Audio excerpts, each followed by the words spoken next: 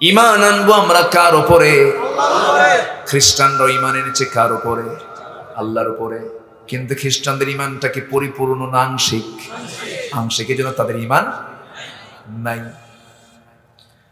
আংশিক ঈমান দিয়ে ঈমান আনা হয় না, ঈমানটা পরিপূর্ণ আনতে হবে। আংশিক মানবো না, ঈমান আনা হবে না। আল্লাহ রাব্বুল আলামিন ইহুদিদের ঈমান নিয়ে কথা বলেছেন, খ্রিস্টানদের ঈমান নিয়ে কথা বলেছেন। ইহুদিরা কি কয়, খ্রিস্টানরা তাদের ঈমান কি পোষণ করে, তাদের বক্তব্যকে আল্লাহ রাব্বুল আলামিন কোরআনে উল্লেখ করেছেন। ওয়াকালাতিল ইয়াহুদু উযাইরুন ইবনুল্লাহ ওয়াকালাতিন নাসারাল মাসীহু ইবনুল্লাহ যালিকা কাউলুহুম বিআফওয়াহিহিম। ইহুদিরা বলে ওজাইর হলো আল্লাহর ছেলে। ঈমান আছে? আসতে বলে ঈমান আছে? খ্রিস্টানরা বলে ঈসা হলো আল্লাহর ছেলে। তাহলে আল্লাহকে মেনে কি লাভ আছে নাকি? আল্লাহ শুধু একটা প্যাঁচ লাগায়া দিয়েছে, শিরিক লাগায়া দিয়েছে, আল্লাহর সঙ্গে অংশীদার সাব্যস্ত করেছে।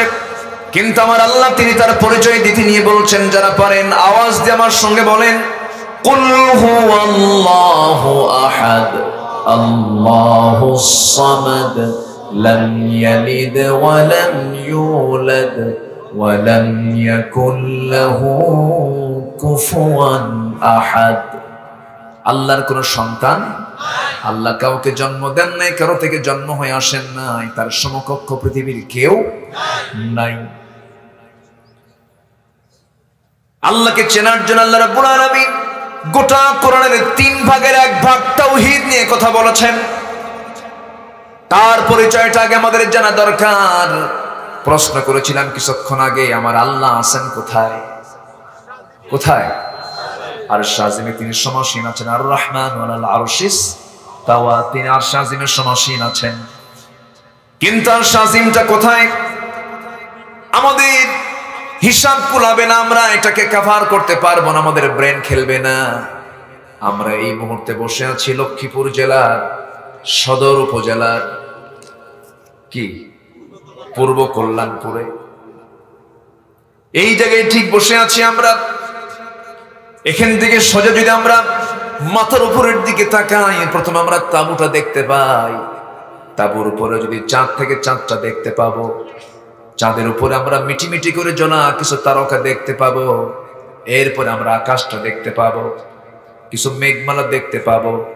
দিনের বেলা প্রদীপ্ত সূর্য দেখতে পাই, সূর্যের উপরে আমরা বিশাল বড় আকাশ, সাথে কিছু মেঘমালা দেখতে পাই। এই তো আমাদের চোখের নজর, এই তো আমাদের চোখের পাওয়ার। কিন্তু যে জায়গায় আমরা বসে আছি, এই জায়গা থেকে যে চাঁদটা আমরা দেখতে পাই, সেই চাঁদের দেশে মানুষ কিন্তু গিয়েছে, চাঁদের দেশ সফর করেছে। এরপরে মঙ্গল গ্রহে গেছে, মঙ্গল গ্রহে কেউ কেউ জায়গাও কিনছে। কি কথা কি বুঝতেছেন আপনারা? হ্যাঁ, আচ্ছা ঠিক আছে, জায়গা কিনছো তো আমার ভাইয়েরা। তাহলে মঙ্গল গ্রহে গেল, চাঁদের দেশে গেল, কিন্তু এই চাঁদের পিছনে মিটিমিটি করে জ্বলা ওই যে আমরা তারকাগুলো দেখতে পাই, সেই তারকাগুলো ছোট না বড়?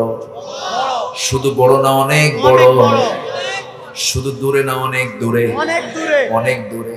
যে সূর্য আমরা দিনের বেলা দেখতে পাই জাস্ট এ প্লেট, একটা প্লেটের মতো আমরা দেখতে পাই, কিন্তু এটা তো প্লেটের মতো নয়। দূরে থাকার কারণে প্লেটের মতো দেখা যাচ্ছে, কিন্তু এই সূর্যটা এত বড়, এত বড়।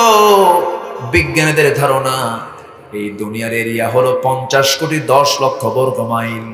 50 কোটি 10 লক্ষ বর্গ মাইলের এই দুনিয়া এরকম একটা নয়, 13 লক্ষ দুনিয়া যোগ দিলে পরে একটা সূর্যের সমান হয়। এই ছোট্ট পৃথিবীটাকে আলোকিত করার জন্য আল্লাহ তাআলা কত বড় সূর্য বানায় দিয়েছেন। তাবারাকাল্লাযী জাআলা ফিস সামাই বুরুজান ওয়া জাআলা ফিহা সিরাজান ওয়া কামারান মুনিরা। আমার ভাইয়েরা, ওই সূর্যের চাইতে আবার যে তারকাগুলো মিটিমিটি করে জোনাকির মতো মিটিমিটি করে জ্বলে। ওই তারকাগুলো এত বড়, বেটেল জুইস নামে একটা তারকা আছে, ওই সূর্যের চাইতে মাত্র 33 কোটি গুণ বড়। মাত্র হইছে মনে হয় নাকি? জোরে কোন সুবহানাল্লাহ। কত কোটি বলেন? 33 কোটি গুণ বড়। সুপারনোভা, আদ্রা, এরপরে প্রক্সিমা সেন্টারাই, এই সমস্ত তারকাগুলো আল্লাহ তাআলা মহাশূন্যে ঝুলায় রেখেছেন। একটা তারকা আছে পৃথিবীর সবচেয়ে নিকটবর্তী তারকা প্রক্সিমা সেন্টারাই। আল্লাহ তাআলা এটাকে পৃথিবীর সবচেয়ে নিকটবর্তী তারকা হিসেবে কাছে রেখে দিয়েছেন। একটু কাছের তারকা এটা। মহাশূন্যে কিছু গ্যালাক্সি আছে, এক একটা গ্যালাক্সির মধ্যে আল্লাহ রাব্বুল আলামিন 50 বিলিয়ন করে তারকা রেখেছেন। কত বিলিয়ন? 1 বিলিয়ন সমান 100 কোটি। আমার বন্ধুগণ, এখন চাঁদের দেশে ঘুরলাম, মঙ্গল গ্রহে জায়গাও কিনলাম। এখন ভাবলাম যে চাঁদও দেখলাম, মঙ্গল গ্রহ দেখলাম, দেখি তো একটু তারকার দেশে যাব। এই কাছের তারকা হলো প্রক্সিমা সেন্টারাই। প্রক্সিমা সেন্টারাই যদি কেউ যেতে চায়, এই বর্তমান দুনিয়ার সবচেয়ে দ্রুতগামী নভোযান হলো এখন অ্যাপোলো 11। অ্যাপোলো 11 এর গতি হলো প্রতি ঘন্টায় 39,000 কিলোমিটার। 39,000 কিলোমিটারের বেগে যদি কোনো বান্দা যদি রওনা দিয়ে দেয়, তবুও তার এই প্রক্সিমা সেন্টারাই নামক তারকারা দেশে যেতে সময় লাগবে 1,15,000 বছর মাত্র। যাবেন কারা কারা? হাত তোলেন। হ্যাঁ,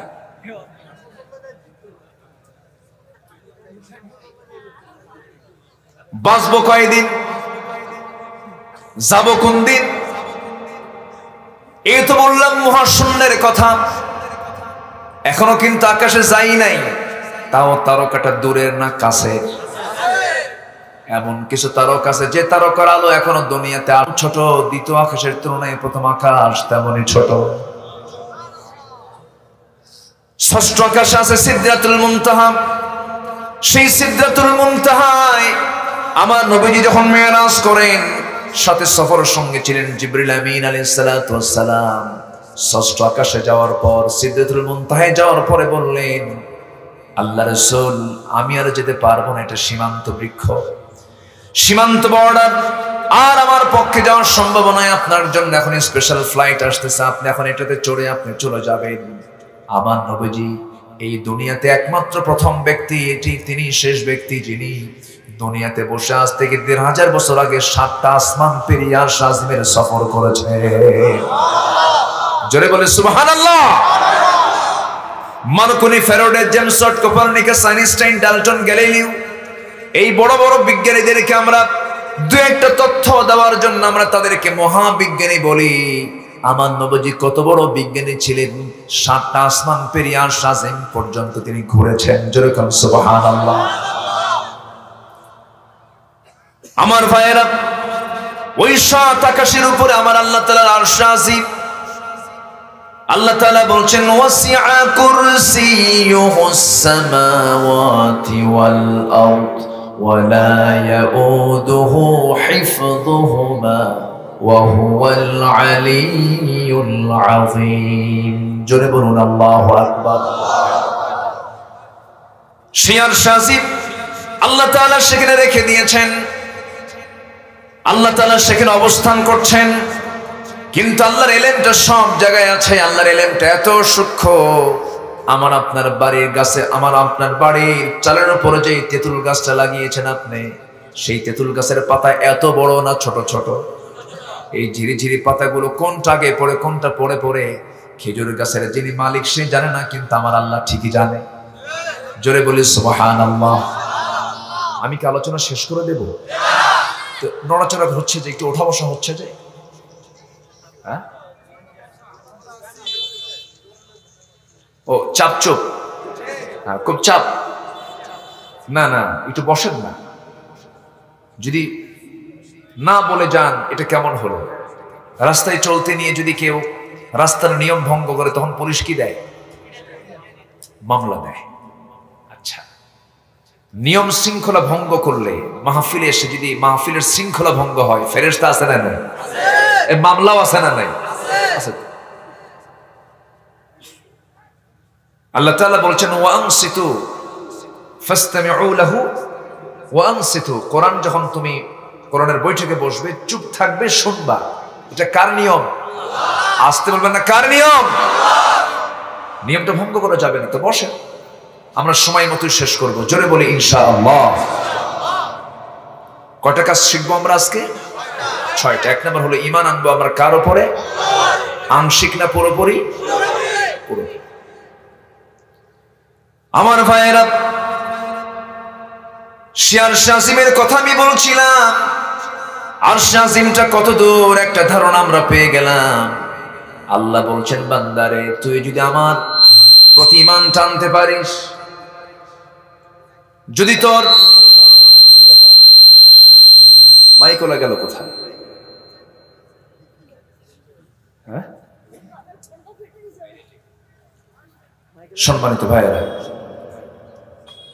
মাইকলা কি সিদ্ধাতুল মুনতাহায় গেল নাকি? শুনতে শুনতে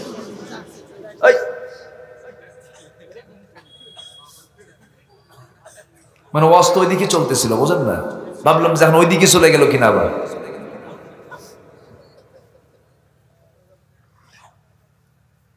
আমার বন্ধুগণ, সে আল্লাহ তাআলা বলছেন, বান্দা আমি আরশ আজিমে অবস্থান করি, বান্দা আমি তোকে জান্নাত দিতে চাই, সেই জান্নাতটা আমি দূরে রাখবো না। 1 নম্বর জান্নাত, জান্নাতুল ফেরদাউসটা আরশ আজিমের আশেপাশেই থেকে যাবে। জোরে কোন সুবহানাল্লাহ। কোন বিমানে চড়ে যাবেন? কোন দুনিয়ার বিমান হবে? আস্তে কর, দুনিয়ার বিমান হবে? সেই জান্নাত পেতে হলে জান্নাতের ফ্লাইটেই চড়তে হবে। দুনিয়ার কোনো কনকর্ড বিমান হবে না, দুনিয়ার কোনো ফ্লাইটে চড়ে সেই জান্নাতে যাওয়া যাবে না। সামনে বহু ঘাত প্রতিঘাত আছে, বহু ঝড় ঝাপটা পার হতে হবে, পুলসিরাত পার হতে হবে, মিজানের পাল্লা পার হতে হবে, হাউজে কাউসার সামনে আসবে। রাসূল বলছেন, সাহাবীরা হাসরের ময়দানে তোমরা আমাকে কোথাও যদি না পাও, 3টা জায়গায় তোমরা আমাকে পেয়ে যাবে। সুবহানাল্লাহ। সাইয়েদনা বেলাল কাঁদতে কাঁদতে অস্থির হয়ে যাচ্ছেন। নবীজি ইন্তেকাল করবেন, যে কোনো মুহূর্তে দুনিয়া থেকে বিদায় নিয়ে নেবেন। নবীজি বলছেন, বেলাল রে কাঁদো কেন, আযানটা দাও। সারা জীবন নবীজির সামনে দাঁড়িয়ে দাঁড়িয়ে বেলাল আযান দিয়েছেন, কিন্তু নবীজি বিছানায় পড়ে গেছেন, শয্যাশায়ী হয়ে গেছেন, ঘর থেকে বের হতে পারেন না। কিন্তু বেলাল যখন আযান দেন, কাদা কাদা কণ্ঠে আযান দেন, নবীজিকে ছাড়া তিনি আযান দিচ্ছেন। আমার নবীজি যখন দেখতেন বেলাল যখন আযান দেওয়া শুরু করেছে, নবীজি তার সামনে গিয়ে দাঁড়াতেন। কিতাবের বর্ণনায় পাওয়া যায়, আযান দেওয়ার সময় তিনি শাহাদাত আঙ্গুলটা উঁচু করে বলতেন, আশহাদু আন্না মুহাম্মাদার রাসূলুল্লাহ। রাসূলকে দেখে দেখে তিনি আযান সারা জীবন দিয়েছেন। সে রাসূল আসলে এখন বিছানায় তিনি পড়ে আছেন, বেলাল আযান দিচ্ছেন, কিন্তু আযানের মধ্যে তার কান্নার আওয়াজ। নবীজির ইন্তেকালের পরে প্রথম খলিফা সাইয়েদনা আবু বকর বলছেন, বেলাল আযান দাও না কেন? বেলাল আযান দাও, তোমার আযান না শুনলে আমাদের তৃপ্তি হয় না, আমাদের হৃদয়ের প্রশান্তি আসে না। সাইয়েদনা বেলাল বলতেছেন জবাবে, ও ভাই আবু বকর, তুমি কি আমার রাসূলকে সামনে হাজির করতে পারবা না কিনা? রাসূল শূন্য মদিনার মসজিদে, বেলাল আর কোনদিন আযান দেবে না। আমার নবীজি দুনিয়া থেকে বিদায় নিচ্ছেন, বেলাল কাঁদতে কাঁদতে বেকারার। আমার নবীজির খাদেমের বয়স 20 বছর। আনাস বিন মালিক রাদিয়াল্লাহু তাআলা আনহু শুধু নামেই রাসূল তাকে খাদিমুর রাসূল, খাদিম উপাধি দিয়ে দিলেও, কিন্তু আনাস বলেন, আমি নবীজির খাদেম ছিলাম কিন্তু নবীজি উল্টা আমার খেদমত নিজেই করেছেন। জোরে কান সুবহানাল্লাহ। নবীজি তার জুতা আমাকে ধরতে দেন নাই, রাসূল আমাকে কোনদিন আমাকে গ্লাস একটা আনতে বলেন নাই, কাপড় চোপড় আনতে বলেন নাই। নবীজির সারা জীবনের খেদমত ছিল কারো থেকে খেদমত না নিয়ে নিজেই খেদমত করা। যেরকম সুবহানাল্লাহ। আনাস বিন মালিক যখন দেখলেন রাসূল দুনিয়া থেকে বিদায় নিতেছেন, আনাস বিন মালিকের সহ্য হলো না, তিনি ঘর থেকে বাইরে বের হয়ে চলে গেলেন। রাসূল সবাইকে দেখতে পাচ্ছেন কিন্তু আনাসকে দেখতে পান না। নবীজি বলছেন, সাহাবীরা আমার আনাস কই, আমার আনাস কই, আনাসকে দেখি না কেন? এরপর তাকে খুঁজে যখন বের করে আনা হলো, রাসূলের সামনে হাজির করা হলো, রাসূল বলছেন, আনাস, মনে হয় আমি তোমাকে বড্ড কষ্ট দিয়েছি, যদি কোনো কষ্ট পাও তুমি আমারে মাফ করে দিও। সাইয়েদনা আনাস বলছেন, ইয়া রাসূলুল্লাহ, আমি দূরে থাকার কারণ কিন্তু আমি আপনার ভুল বুঝতেছেন হুজুর, আমি আপনাকে কষ্ট দেব কেন? আমার চোখে পানি আসার কারণ হলো মাত্র 10টা বছর আমি আপনার সাথে থাকলাম, বয়স তো হয় নাই, কেবল 20 বছর বয়স আমার, কেবল বুদ্ধি বয়স আমার হওয়া শুরু হয়েছে। আমি আপনার জন্য দোয়া করি আল্লাহ তাআলা যেন আপনাকে যুগ যুগ ধরে হায়াতটা লম্বা করে দেন, আমি আনাস যেন আমি আপনার যুগ যুগ খেদমত করে যেতে পারি। আমার নবীজি বলছেন, আনাস রে, তোমার যে নিয়ত, সেই নিয়ত মনে হয় পূরণ হবে না, কারণ সাকরাতুল মাউতের সমস্ত লক্ষণগুলো আমার মধ্যে চলে আসছে। আমি রাসূল মনে হয় কিছুক্ষণের মধ্যেই দুনিয়া থেকে বিদায় নিয়ে নেব, মালাকুল মাউত চলে আসবে, সবকিছু ফয়সালা হয়ে গেছে, আমি মরে যাব।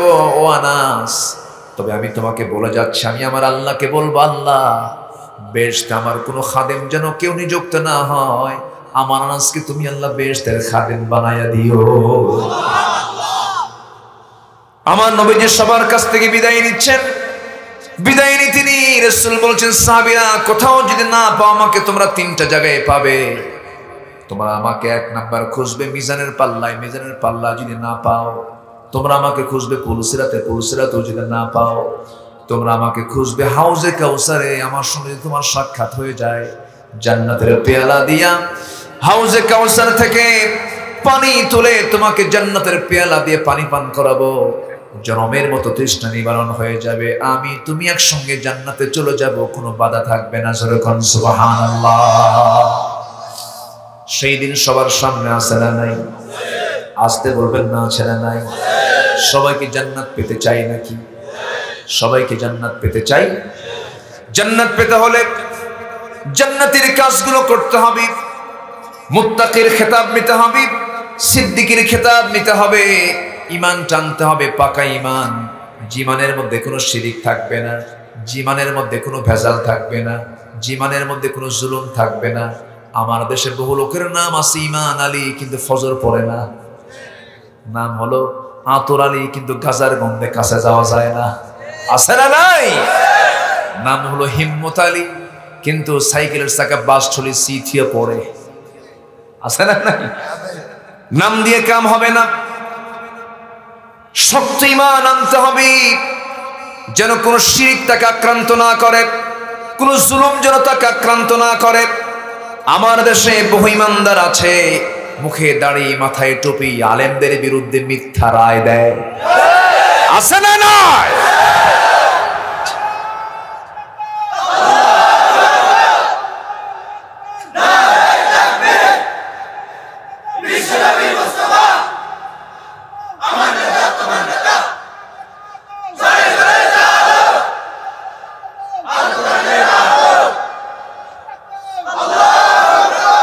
হজ করে একটানা যতদিন বাঁচে ততদিন হজ করে, প্রত্যেকবার হজে যায়, ট্রিপল হাজি, কিউব হাজি, কিউব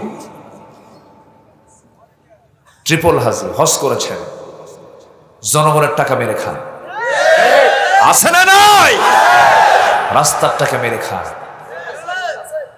আছে আছে। জাতির শ্রেষ্ঠ সন্তান হলো মুক্তিযোদ্ধারা, ফ্রিডম ফাইটার তারা। অথচ কিছুদিন আগে জাতীয় পত্রিকার জরিপে দেখলাম 2000 মুক্তিযোদ্ধা যারা ভাতা নিচ্ছে তাদের বয়স হলো 52 বছর। যুদ্ধ করলো কোন দিন? দেশ স্বাধীন হয়েছে 52 বছর, ওদের বয়স 52 বছর। যুদ্ধ করছে কোথায়? আলমে আরওয়াহ থেকে। কষ্ট পাচ্ছেন? উচিত কথায় বন্ধু বেজার, গরম ভাতে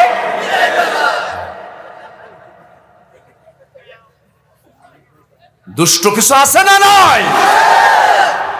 আমার দেশের কোনো কিছুর সংকট নেই, আমি এই কথাটা প্রায় বলি, আমার দেশে কোনো কিছুর সংকট নেই, কোনো খাদ্যের সংকট নেই। কে বলেছে? আমার দেশের মাটি সোনার চেয়েও খাঁটি। এই মাটিতে এমন কোনো শস্য নাই যা আবাদ হয় না। পৃথিবীতে এমন সোনার মাটি কোথাও পাবেন না। যে দেশে পাহাড় আছে, সমতল আছে, নদী আছে, সাগর আছে, কি নাই? প্রত্যেকটি জ্বালানির সম্পদ আমার দেশে আছে, সবই আছে, কিন্তু কোনো কিছুর সংকট না থাকলেও সবচেয়ে বড় সংকট হলো সৎ যোগ্য নেতৃত্বের সংকট। বড় সংকট এখন। ভালো মানুষের কোনো মূল্য আজ সমাজে নাই। নামাজ পড়লে তাকে সন্দেহ করে, আছে না নাই? আছে না নাই? কষ্ট পাচ্ছেন? কথা বলি, অস্ত শুরু কেবল। জোরে বলি ইনশাআল্লাহ। যে উঠবে তারে ধরবেন জোর করে। খুব ভালো, বলি আলহামদুলিল্লাহ। তাহলে ঈমান আনতে হবে, ঈমানের মধ্যে কোনো শিরকের ছোঁয়া থাকা যাবে না। শিরক কাকে বলে? শিরকের এক কথায় উত্তর হলো, শিরকের সংজ্ঞা অনেক লম্বা কথা তো। শিরকের এক কথায় এক লাইনের সংজ্ঞা হলো, বান্দা যে কাজ করতে গিয়ে আল্লাহকে বাদ দেয়। যে কাজ করতে গিয়ে বান্দা কাকে বাদ দেয়? সেটাই কি শিরক। সমাজ চালাতে দরকার হলো আল্লাহর বিধান, আল্লাহর বিধান বাদ। কিসের কাজ? আস্তে কয়, কিসের কাজ? আচ্ছা, সকালবেলার মালিককে, তো সকালবেলা বাকি দেওয়া যাবে না কেন? এ আছে না নাই? আছে না নাই? সকালবেলা বাকি দেওয়া যাবে না, তাহলে সকালবেলা কে বানাইছে? সকালবেলার মালিক কে? আল্লাহ কি কইছেন সকালবেলা বাকি দেওয়া যাবে?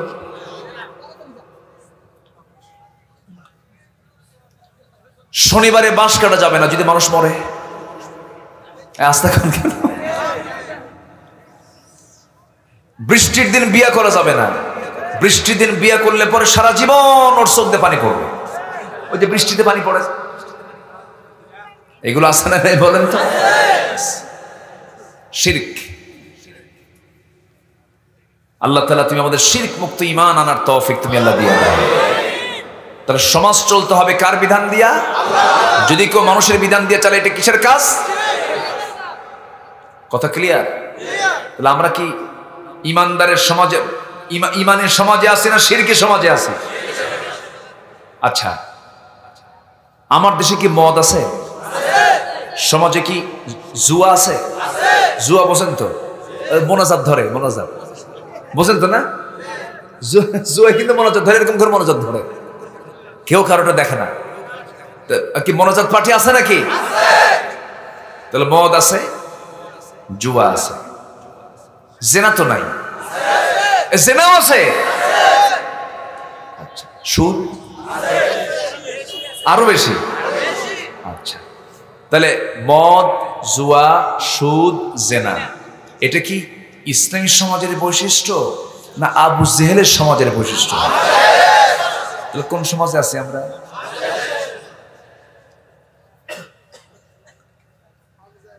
কথা বোঝা যায়? কিন্তু আবু জেহেল নামে কোনো লোক আছে? নামে তো লোক নাই। আবু জেহেল নামে কোনো লোক আছে?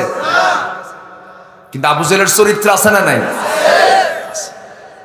ওরা বোঝে এই নাম কেউ খাবে না। নামটা রাখছে জিব্রাইল, নাম রাখছে কি? ফেরেশতা। ওই তো ইসরাফিল, জিব্রাইল, যাই হোক। তাহলে আবু জেহেল যে সমাজ চালাতো, সেই সমাজে যা ছিল আজকের সমাজেও তাই আছে। তাহলে কি আমি কি এটাকে ইসলামী সমাজ বলতে পারবো না অন ইসলামী বলবো?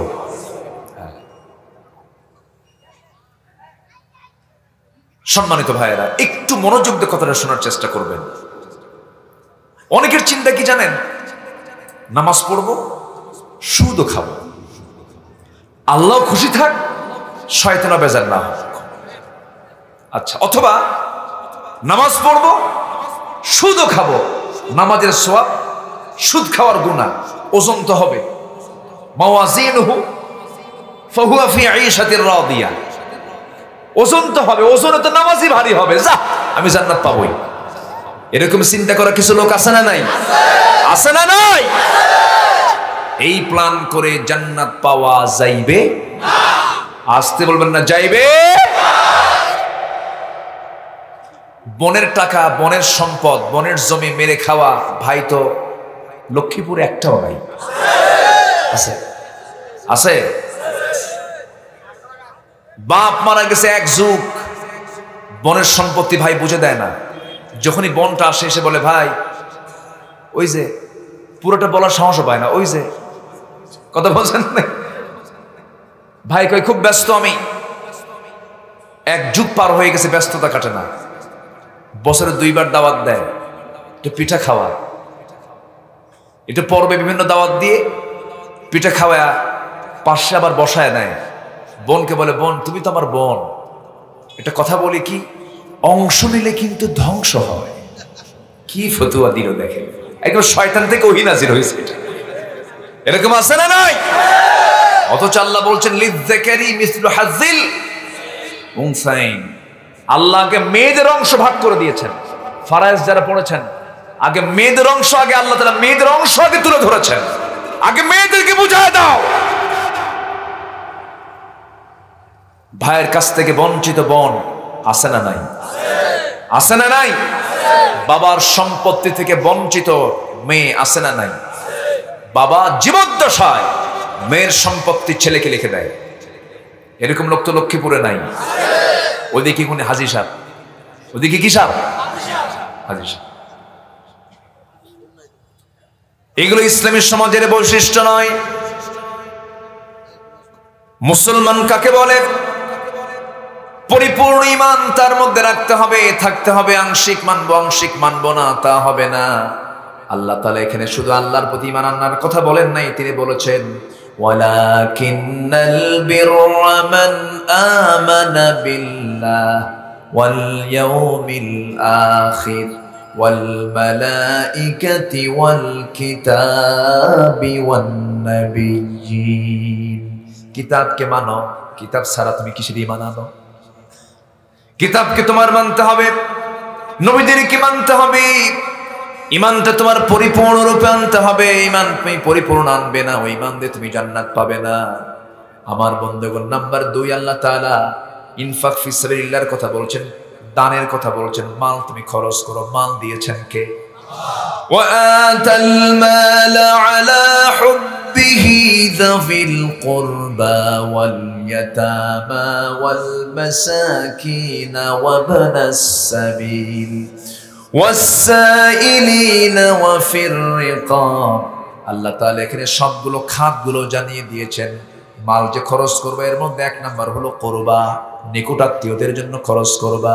আবার আল্লাহ তাআলা আরেক জায়গায় রাসূলকে বলা হচ্ছে, রাসূল আপনাকে প্রশ্ন করবে তারা সম্পদগুলো কোথায় খরচ করবে, টাকা পয়সাগুলো কোথায় খরচ করবে। ইয়াসআলুনাকা মাযা ইউনফিকুন কুল মা আনফাকতুম মিন খায়রিন ফালিল ওয়ালিদাইনি ওয়াল আকরাবিন। জোরে বলুন আল্লাহু আকবার। মালগুলো কোথায় খরচ করবে? 1 নাম্বার হলো বাপ মার জন্য খরচ করতে হবে। কিন্তু অনেক সন্তান আছে বইয়ের খরচ সে সম্পূর্ণ করে, ছেলের খরচ দেয়, মেয়ের খরচ দেয়, কিন্তু মার খরচের কাছে সে টাকা নাই। এরকম তো লক্ষ্মীপুরে নাই? আজ তো কেন আছে না নাই বলেন? আচ্ছা ও যুবকরা, তারা যারা বসে আছে আজকের মাহফিলে, যুবকরা বেশি। যুবকদেরকে আমি আজকে 3টা কাজের কথা বলবো। 3টা কাজ তোমরা করবা, আল্লাহ তাআলা তোমাদের রিজিকের ব্যবস্থা আল্লাহ তাআলা ডাবল ডাবল করে দিবেন। রিজিকটাকে বাড়ায় দিবেন। রিজিক বৃদ্ধির 3টা আমল। কয়টা আমল? যুবকদের জন্য স্পেশাল 3টা আমল শেখায় দিচ্ছি। তোমরা 3টা কাজ করবা, তোমাদের রিজিকটা বৃদ্ধি পেয়ে যাবে। শুনবা? আগ্রহ আছে যুবকরা? 1 নাম্বার, তাড়াতাড়ি বিয়ে করো।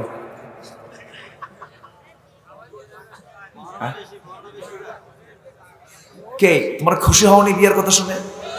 হ্যাঁ, আওয়াজ নাই তো। বিয়ে করার দরকার আছে না নাই?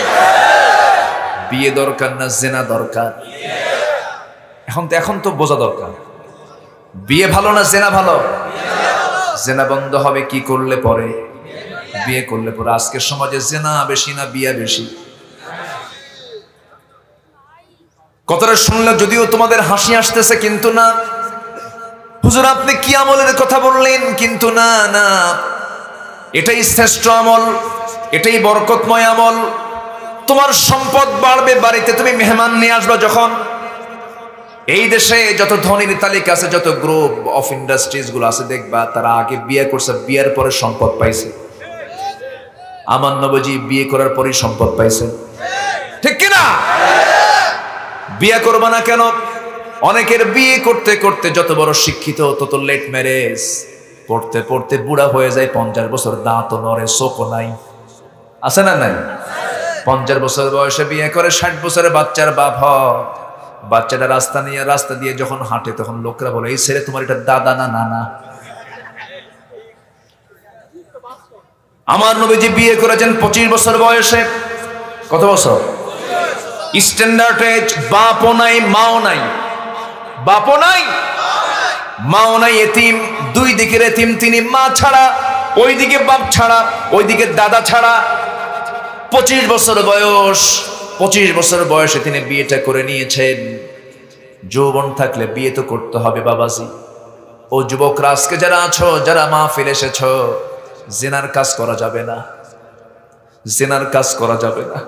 ওয়ালা তাকরাবুজ জিনা, জিনার নিকটেই যাইও না, চ্যাটিং করো না, মোবাইলে কোনো বাজে সময় নষ্ট করো না। তুমি বাজে সময় নষ্ট করছো, তোমার যৌবন সম্পর্কে একদিন জবাব দিতে হবে। আল্লাহর কাছে কি জবাব দিবা যুবকরা? এই জন্য আজকের এই ফিতনার যুগে আমি যে কথাটা বলেছি, যদিও হাসতেছো কিন্তু বাস্তব কথা আমি বললাম, বিয়েটা করে নিবা। বাপকে বলে দিবা বাপ, আব্বাকে বলবেন আব্বা যৌবন এসেছে, নামাজ পড়ি, রোজা রাখি, কোনো ফিতনার দিকে যেতে চাই না। কিন্তু কিছু কিছু বাপ আছে দুষ্ট, আবার আছে না নাই বলে, রাগ করে বলে কিসের বিয়ে, তো কামাই কুমাই করিস, এরকম খোটা মারা কিছু বাপ আছে না নাই? কিন্তু বাবাদেরকে বলবো, বাবারা আপনার ছেলে যে আপনাকে বিয়ের ব্যাপারে কথা বলছে, যৌবন আছে দেখি তো বলেছে, ওই ছেলেটা যদি কোনো জেনার কাজে লিপ্ত হয়ে যায়, জেনার গুনার একটা ভাগ আপনি বাবা আপনার আমলনামায় চলে আসবে। সন্তান ভালো করলে যেমন ভালো আমলনামা আপনার আমলনামায় চলে আসবে, সন্তান খারাপ করবে তার আমলনামাও চলে আসবে। এজন্য 3টি কাজ কখনো দেরি করতে নেই। মেয়ে যখন বড় হবে তাড়াতাড়ি বিয়ের ব্যবস্থা করে দেওয়া, মানুষ যখন মারা যাবে তাকে দাফন করে দেওয়া, ঋণ যখন তুমি করেছো ঋণটাকে তাড়াতাড়ি পরিশোধ করে ফেলা। ফানকিহু মা তাবা লাকুম মিনান নিসা মাসনা ওয়া থুলাসা ওয়া রুবা'। আল্লাহ তাআলা তো অর্ডার দিয়ে ফেলেছেন, বিয়ে না করলে সন্তান কেমনে আসবে, আদম সন্তান কেমনে আসবে, জিকির কেমন করে হবে, নামাজ কেমন করে হবে, আদম সন্তান আল্লাহর গোলাম পৃথিবীতে কেমন করে আসবে? বিয়ে তো করতেই হবে। বিয়েটা কার হুকুম? আসতে বলবেন না কার হুকুম? আমার নবীজি তার সমাজে বিয়েটাকে কঠিন করেছেন না সহজ করেছেন? সহজ করে দিয়েছিলেন। নবীজি তার নিজের মেয়েকে বিয়ে দিবেন, নিজের মেয়ের বিয়ে হবে, বললেন কে আছো? আমার নিজের মেয়ে, আমার ছোট্ট মেয়ে, আমার কলিজার টুকরা মেয়ে, আমার আদরের দুলালি, আমার সবচেয়ে কাছের, আমার দেহের টুকরা, আমার রক্ত, আমার ফাতিমাকে কে বিয়ে করবা? ধনী ধনী সাহাবীরা নবীর সামনে এসে বলছেন, হুজুর আপনার মেয়েকে আমি বিয়ে করতে চাই। ধনী ধনী সাহাবী, খেজুর বাগানের মালিক, বিলিয়নার বিলিয়নার, প্রচুর টাকার মালিক, নবীর কাছে এসে বলছে সাহাবীরা, রাসূল বলছেন নট এলাও, হবে না, যাও, আমার পছন্দের ছেলেটা এখনো আসে নাই। সবার প্রস্তাব দেওয়া শেষ। একজন গরিব মানুষ, ঘর নাই, বাড়ি নাই, টাকা নাই, পয়সা নাই, নবীর সামনে দাঁড়িয়ে আছেন। রাসূল বলছেন আলী আমার সামনে দাঁড়িয়ে আছে কেন, তুমি কিছু বলবা না? হুজুর কি যে বলবো নিজেও জানি না। রাসূল বলছেন তুমি কি আমার মেয়েকে বিয়ে করবা না? হুজুর দিলে করা যায়। সুবহানাল্লাহ বলবেন না? লজ্জা পাচ্ছেন, নিজের কথা তো নিজে বলা যায় না। রাসূল বলেন আলী বিয়ে যে করবা আমার মেয়েকে, টাকা পয়সা কিছু আছে নাকি? হুজুর টাকা পাবো কই, বাড়ি তো নাই। কি নাই? বাড়ি তো নাই। রাসূল বলেন আলী বাড়ি তো নাই, ঠিক আছে সমস্যা নাই, কিছুই কি নাই তোমার? হুজুর এই যে তরবারি, এই যে ঢাল, এই যে তরবারি, এই যে ঢাল। রাসূল বলেন তুমি হলো আসাদুল্লাহিল গালিব, তোমার জন্য তো অবশ্যই তরবারি সর্বক্ষণের জন্য প্রস্তুত রাখা দরকার। যাও, ঢালটা ছাড়াও যুদ্ধ করা যায়, ঢালটা বেচে আসো, ঢাল বেচার টাকাটাই হবে আমার মেয়ের বিয়ের মহরানা। 30 লক্ষ টাকা, 30,03,310 টাকা মহারণা ধার্য করিয়া তন্মধ্যে 320 টাকা মাকফুল বাবদ পরিশোধ করিয়া বাকি টাকা ফাঁকি দিয়া, এগুলো চোর না কন্ত? আমার নবীজি মেয়েকে বিয়ে দিচ্ছেন, ঢাল বিক্রি করার জন্য তিনি পরামর্শ দিলেন। ঢাল বিক্রি করতে গেছেন 7 সকাল বেলা, সামনে ওসমান জিন্নুরাইন পড়ে গেছেন। নবীজি তার 2টা মেয়েকে ওসমানের হাতে দিয়েছিলেন। একটা মেয়ে মারা যায়, আরেকটা মেয়েকে তার কাছে বিয়ে দেন। সেই মেয়েটাও মারা যায়। নবীজি বলেন, আমার এই 2টা মেয়ে মারা গেছে, আমার আরেকটা মেয়ে থাকলে আমি ওসমানকে আরেকটা মেয়ে দিতাম। হায়াআন ওসমান লজ্জাশীল ছিলেন, এত লজ্জাশীল, রাসূল লজ্জাকে খুব পছন্দ করতেন। ওসমানের যতগুলো গুণ ছিল তার মধ্যে সবচেয়ে বেশি গুণ ছিল তিনি ছিলেন চরম লাজুক, লাজুক প্রকৃতির। যাদের লজ্জা আছে তাদেরকে লজ্জা করতে কখনো বাধা দিবেন না। লাজুক লোকটা ভালো, আলহামদুলিল্লাহ বলেন। আমার নবীজি একদিন বসে আছেন ঘরে, নবীজির ইজারা পাজামাটা একটু উপরের দিকে চলে আসছে, হাঁটু পার হয়নি, একটু উপরের দিকে চলে আসছে, পাটা দেখা যায়। ওসমান লজ্জায় ঠকেনি নাই। কিছু লাজুক প্রকৃতির লোক থাকে, লাজুকতা একটা ভালো গুণ, আলহামদুলিল্লাহ বলেন। মেয়েদের লজ্জাটা হলো সবচেয়ে বড় জিনিস। যে মেয়ের লজ্জা নাই, প্রত্যেকটা নবীর কমন দাওয়াত ছিল, ইন্না মিম্মা আদরাকান নাস মিন কালামি নবুওয়াতুল উলা। প্রত্যেকটা নবীর কমন একটা দাওয়াত ছিল, সেটা হলো যখন তোমার লজ্জা না থাকবে ফাসনা মা শিতা, যখন তুমি যা ইচ্ছা তাই করতে পারবে। ইযা লাম তাস্তাহি ফাসনা মা শিতা। লজ্জা হচ্ছে সবচেয়ে বড় গুণ। আমার নবীজি তার বড় জামাই ওসমানকে 2টা মেয়েকে দিয়েছেন তার হাতে। সাইয়েদনা আলী ঢাল বিক্রি করতে এসে সামনে ভাইরা হয়ে যাবে। কখনো দূর মনে করবেন না, বউটাকে কখনো কাজের মানুষ মনে করবেন না, বউটাকে মনে করতে হবে মেহমান, একটা আমানত মনে করতে হবে।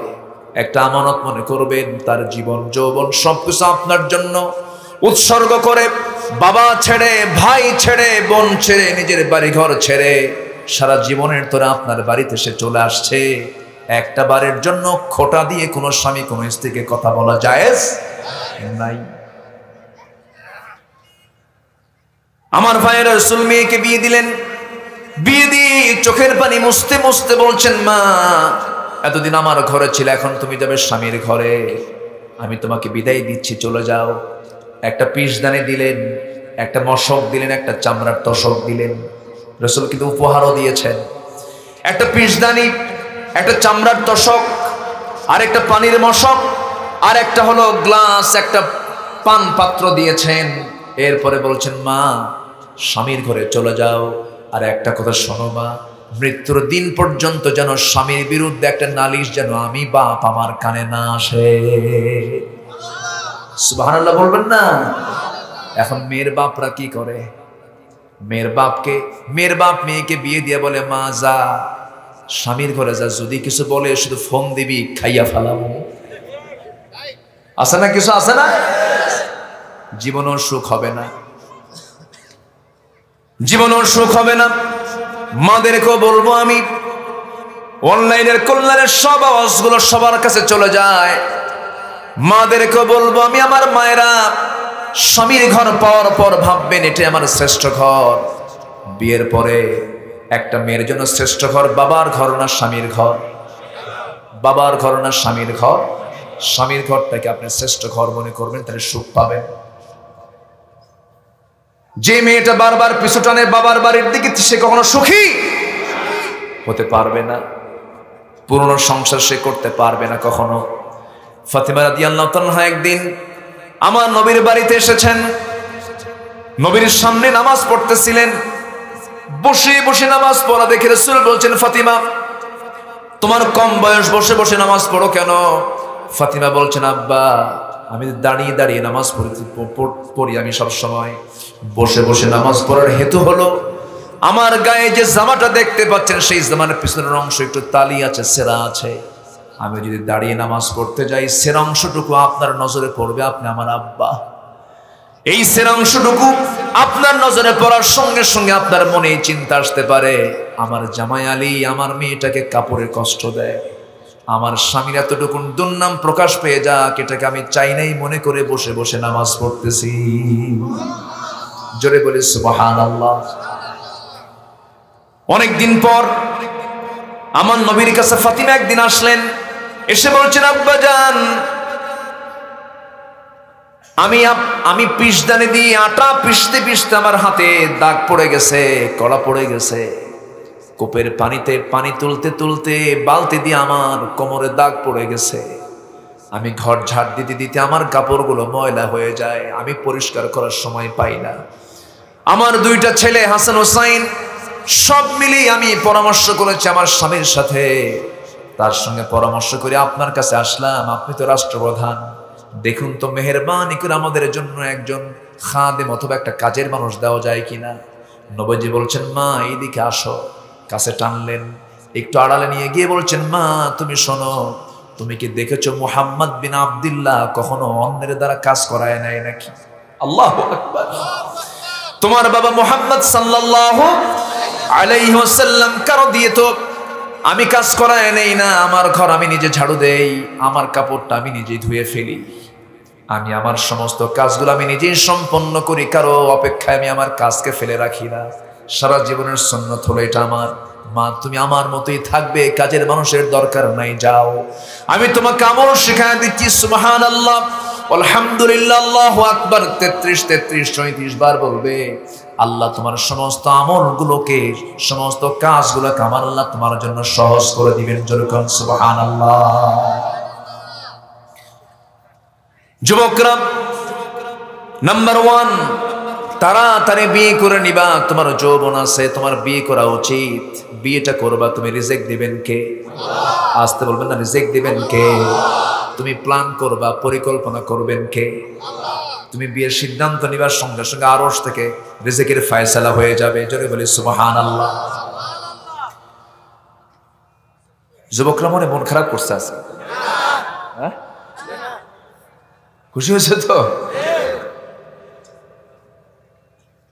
কিন্তু মনে মনে চিন্তা করতেছে, হুজুর মেয়ের বাপরা তো বিয়ে দেয় না। অনেকে মন খুলে বলতে পারতেছে না।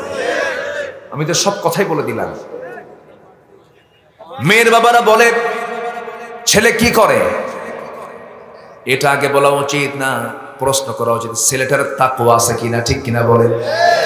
ছেলের মুখে দাঁড়িয়ে আছে কিনা, ছেলেটা 5 ওয়াক্ত নামাজ পড়ে কিনা, কোরআনটা সহি করে পড়তে পারে কিনা, এরপরে নামাজটা 5 ওয়াক্ত ঠিক আছে কিনা, চরিত্রগত দিকটা কেমন, কোন নেশার জগতে পা দিয়েছে কিনা, বিড়ি খায় কিনা, গাঁজা খায় কিনা, এই সমস্ত খবরগুলো না নিয়ে দেখে ছেলে কি করে, সরকারি না বেসরকারি চাকরি, সরকারি ও হবে না, বেতন কম।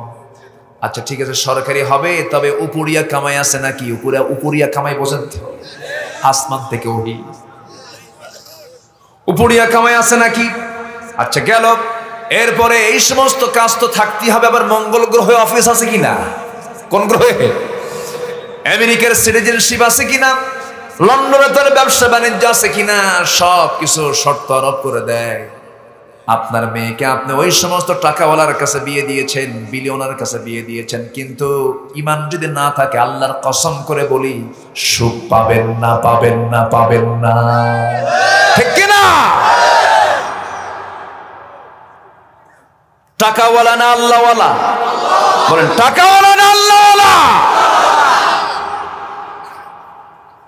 অনেক মেয়ের বাপ আমাদের কাছে এসে কান্দে আর দোয়া করে, দোয়া চায়, হুজুর আমার মেয়ের সুখ নেই হুজুর। কেন? আপনার জামাই কি করে? আমার জামাইয়ের তো বিশাল বড় ইন্ডাস্ট্রিজ আছে, সুখ নেই কেন, কি হয়েছে? হুজুর খুব অশান্তির মধ্যে আছি হুজুর। এটা কি টাকা নিয়ে অশান্তি? না। When character lost is everything lost. যখন চরিত্র শেষ হয়ে যায়, তার সব শেষ হয়ে যায়।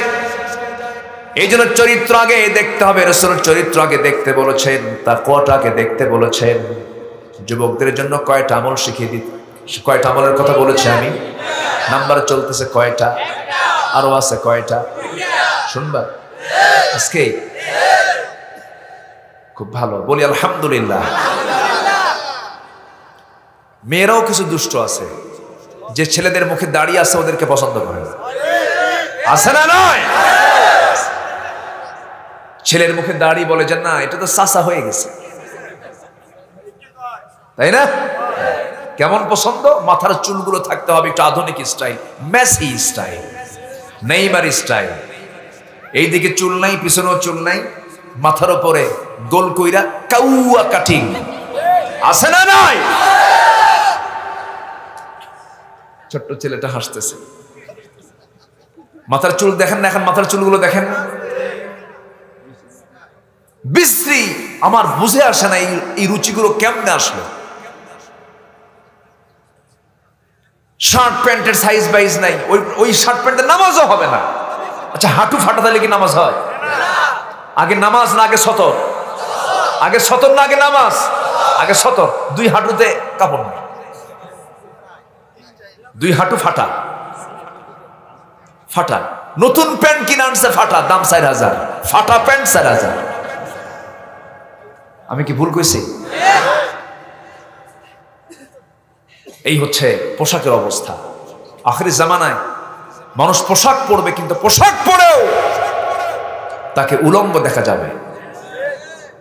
যুবকদের পোশাকও কি ঠিক আছে? যুবকদের সতর হলো নাভি থেকে হাঁটুর নিচ পর্যন্ত। এখন সমস্ত প্যান্টগুলো, ম্যাক্সিমাম যত যুবকরা প্যান্ট পরে সমস্ত প্যান্ট নাভিতে না নাভির নিচে? নাভির নিচে কি পোশাক পরা জায়েজ না হারাম? হারাম।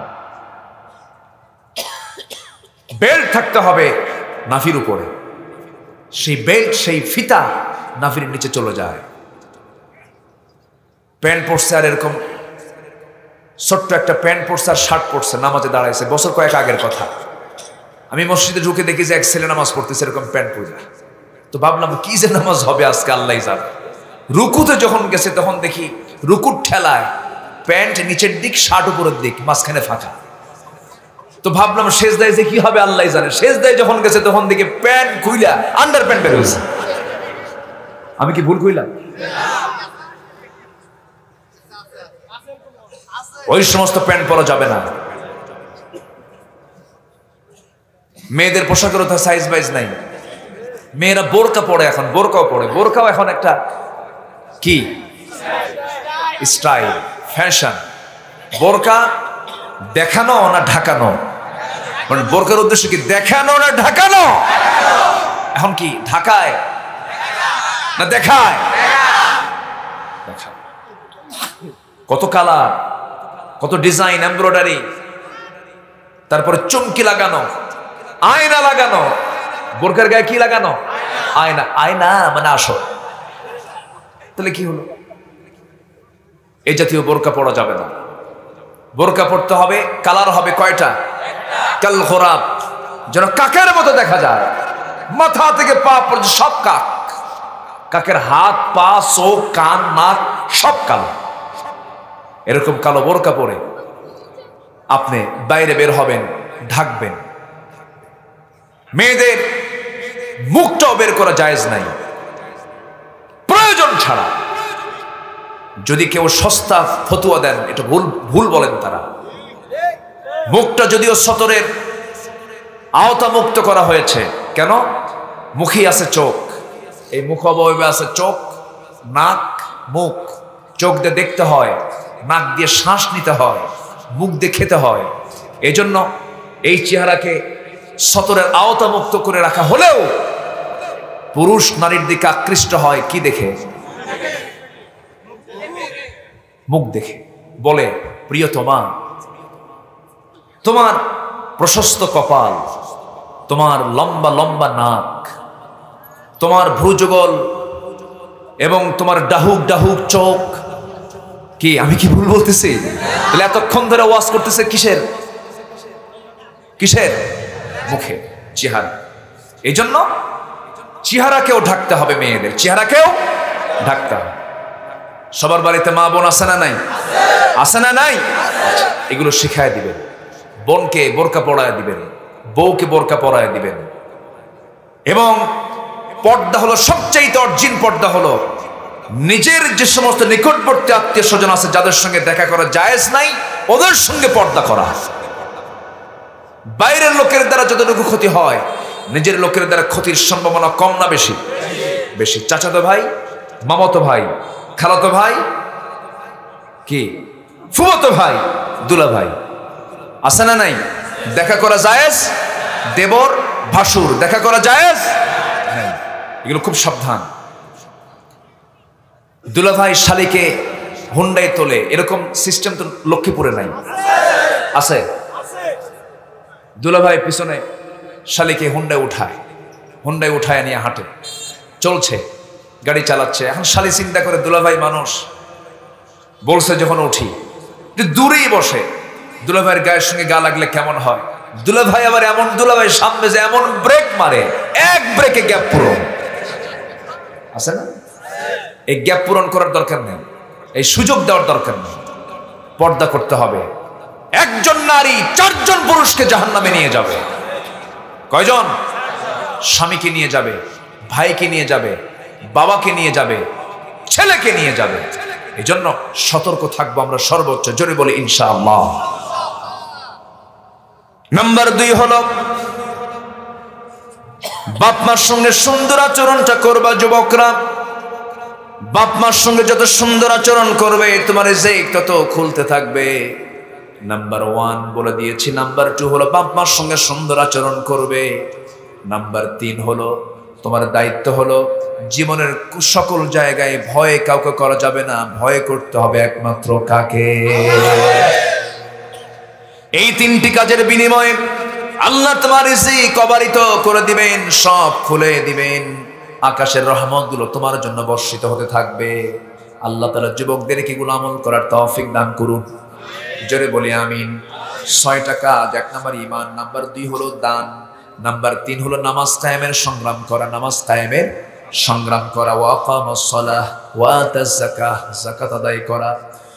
ওয়াল মুফুনা বিআহদিন ইযা আহাদু, ওয়াদা ঠিক রাখা। ওয়াস-সাবিরিনা ফিল বাসাই ওয়াদ-দাররাই ওয়া হিনাল বাস, জীবনের সকল জায়গায় ধৈর্যের পরিচয় দেওয়া। আল্লাহ তাআলা এই 6টা কাজ করতে বলেছেন। নাম্বার 1 ঈমান, নাম্বার 2 দান, নাম্বার 3 হলো কি? নামাজ কায়েম, নাম্বার 4 হলো যাকাত আদায়, নাম্বার 5 হলো ওয়াদা রক্ষা করা, নাম্বার 6 হলো ধৈর্য অবলম্বন করা। এই 6টা কাজের বিনিময় হলো আল্লাহ বলছেন এরাই হলো সিদ্দিক, এরাই হলো মুত্তাকি। জোরে কোন সুবহানাল্লাহ। অনেক কথা ছিল কিন্তু রাত তো অনেক হয়ে যাচ্ছে। এইদিকে আলোচনা চলুক, হুজুর মরুক। আচ্ছা জি বলি, খুব সুন্দর বলি আলহামদুলিল্লাহ, কিন্তু না বলি কিছু কিছু লোক চলে যাচ্ছে, এটাই তো সমস্যা। একটু বসেন না। হ্যাঁ, এই 6টি কাজ আমরা করব। জোরে বলি ইনশাআল্লাহ। সবাই যে যেখানে আছেন বসে পড়ুন। আমরা চাইবো কার কাছে? আসতে বলে চাইবো কার কাছে? সবাই নামাজের মতো করে বসি। সবাই বলে সুবহানাকা আল্লাহুম্মা ওয়া বিহামদিকা আশহাদু আল্লা ইলাহা ইল্লা আনতা আস্তাগফিরুকা ওয়া আতুবু ইলাইকা। চিৎকার মেরে বলি ইয়া আল্লাহ, আমার জীবনে সগীরা কবীরা, ছোট বড় সব গুনাহ তুমি আল্লাহ মাফ করে দাও, মাফ করে দাও। জোরে বলুন ইয়া রাব্বাল আলামিন, ইয়া রাব্বাল আলামিন।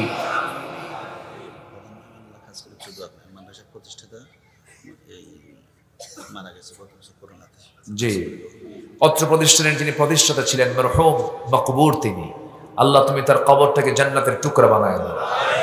আজকে মাহফিলের সর্বজন শ্রদ্ধেয় মেহমান জনাব মিজানুর রহমান, তিনি অসুস্থ। আল্লাহ তুমি তাকে সিহহাতে কুল্লিয়া দান করো। যে যেখানে আছে আমরা এখন সোজা, অনেক রাত হয়েছে, ফজর নামাজ পড়বেন তো সবাই? ফজর পড়বেন কারা?